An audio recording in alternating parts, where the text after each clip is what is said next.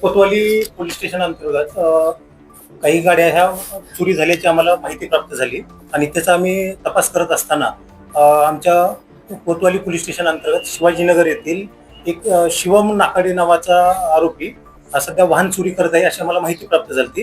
त्यावरून आम्ही त्याच्या घरी गेलो असता त्याच्या घरासमोर आम्हाला एक स्प्लेंडर गाडी दिसली. त्या गाडीचा नंबर हा पेनाने लिहिलेला होता. तर त्यावेळेस आम्ही त्यावर लिहिलेला गाडीवर लिहिलेला जो नंबर होता त्या नंबरची आम्ही आमच्या नाकाबंदी ॲपवरून खात्री केली असता आम्हाला ते संशयास्पद दिसलं आणि तो गाडीचा नंबर चेसिस नंबर हा वेगळा दिसल्यावरून आम्ही त्या आरोपीला ताब्यात घेऊन गाडीसह पोलीस स्टेशन येथे आलो आणि त्याची विचारपूस केली असता आम्हाला त्याच्या ताब्यातून वेगवेगळ्या गुन्ह्यामधील नागपूर शहरातील जवळपास 15 गाड्या ह्या आरोपीच्या ताब्यातून आम्हाला भेटल्या आणि त्या गाड्या आम्ही ताब्यात घेऊन जप्ती केल्या आणि आरोपीला पण आम्ही अटक करून कारवाई केलेली आहे कायदेशीर. त्या आरोपीचं पूर्ण नाव आहे शिवम अनिल नाकाडे, राहणार शिवाजीनगर, वय 19 वर्ष आणि त्याचा साथीदार आहे हा विधी संघर्ष पालक आहे. त्या दोघांनी संगनमताने मिळून या गाड्या चोरलेल्या आहेत. अजून गाडी तपास चालू आहे. तपासामध्ये आणखी भेटल्याच्या नंतर कारवाई करत आहोत. मोडस काय सदर आरोपीची गाडी चोरण्याची मोडस अशी आहे की त्यांच्यापाशी एक चावी होती. ती चावी घेतल्याच्या नंतर ती ज्या गाडीला ती चावी लावायची, चावी लावल्याच्या नंतर जर जी गाडी चालू झाली किंवा त्याचं लॉक ओपन झालं तर ती गाडी ते चोरत होती.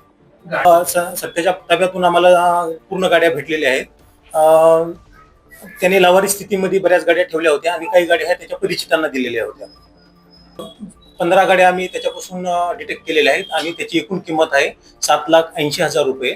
आणि त्या गाड्या ज्या आम्ही ताब्यात घेतल्या आणि त्याची माहिती घेतली असता आम्हाला गणेशपेठ पोलीस स्टेशन येथील 3, लकडगंज पोलीस स्टेशन येथील 3, बर्डी पोलीस स्टेशन येथील 3, नंदनवन पोलीस स्टेशन येथील 1, कपिल नगरची 1 आणि आमच्या कोतवाली पोलीस स्टेशनची 1 अशा एकूण आमच्या